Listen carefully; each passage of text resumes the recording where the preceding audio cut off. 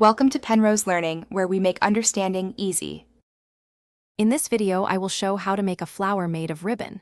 To begin, gather your essential crafting supplies. You will need a length of ribbon, sharp scissors, a sewing needle, and matching thread. For a beautiful bloom, select a ribbon that is at least 1 inch wide. Consider the color and texture carefully, ensuring it perfectly complements your creative project. This initial preparation sets the stage for a stunning handmade flower.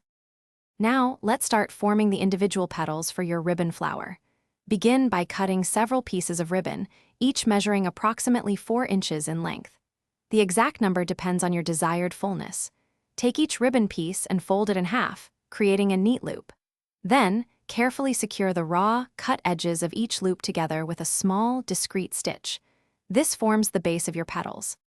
With your petals ready, it's time to assemble your beautiful ribbon flower.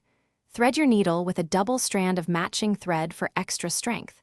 Carefully string each of your prepared ribbon loops onto the thread, one by one, ensuring they face the same direction. Once all loops are on, gently pull the thread taut.